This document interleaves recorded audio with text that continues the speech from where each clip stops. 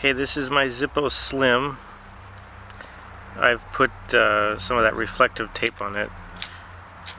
Oops. So that's why it's got that stuff on there. Anyway, there's a Zippo. So that thing right there is one of these.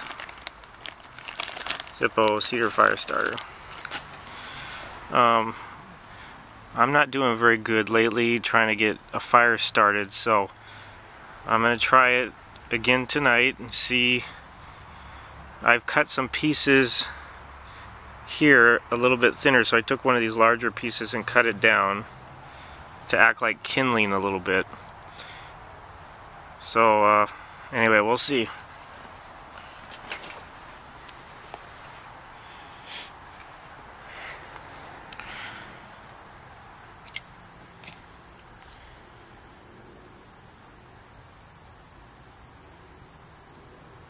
So this is my Zippo Slim.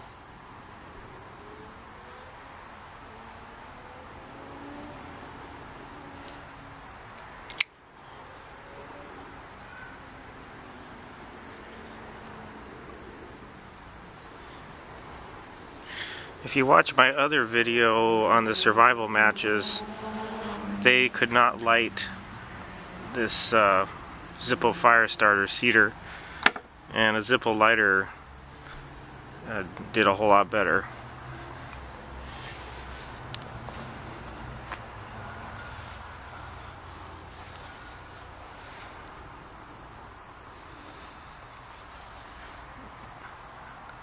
Now these Zippo Cedar fire starters burn, a quarter piece of it burns a long time, and they actually kind of get red hot like an ember.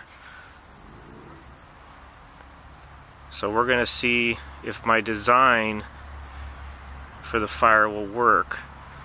There's nothing wrong with the Zippo product, it's me. It has something to do with the way that I make the fire. As you can see, that thing is getting some flame already.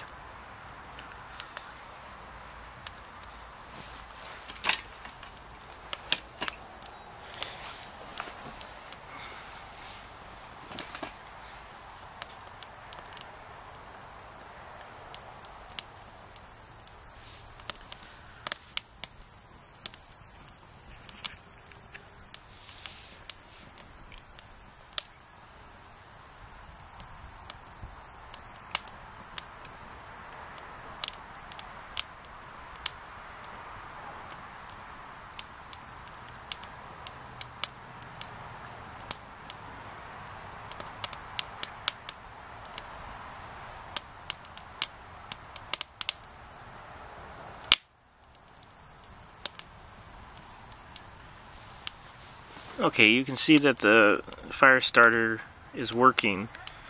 So I'm going to go ahead and cut the video, and maybe a little while later it'll still be burning on its own, and I will have not had to do anything to keep it going. So we're about 5 minutes in, and to me it looks like a pretty healthy fire.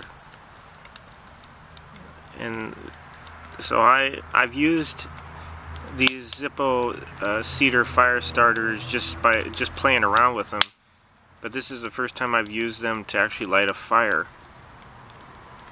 And as you can see, this looks pretty good. I think I did a little bit better tonight stacking the wood and cutting one of those larger pieces down so it'd act like kindling. All I can say is you gotta, if you haven't made fires in a long time, you're gonna have to practice. I thought I knew what I was doing, and you can see just now it's starting to look like it's getting there, but it took me several tries. You know, and if you had a situation where you couldn't learn what you're doing, you know, it's best to be prepared and learn how to do this before you have to rely on something. So I'll record it a little bit later just to see if it's still burning. So it looks like I did the building of the fire a little bit better tonight. I think it's about 10 or 15 minutes in, and obviously the fire starter's been used up, so it's burning on its own. So what I learned is if you go to the store and buy those packs of logs that are like this, they're like this here, you're gonna have to carry an axe to split them. I tried to split this one, but if it has something like this, a knot, or where a branch was, you're gonna have a real hard time splitting a piece of wood that has a knot in it. So I just gave up. But you're definitely gonna have to chop it down to get some success on starting a fire, because if you just try to use a fire starter and the logs the way they are, you have no kindling. Because I think the fire starter acts as a tinder, and then the kindling's a little bit bigger than the tinder, and then you have the logs. So you're gonna have to carry something to split the wood.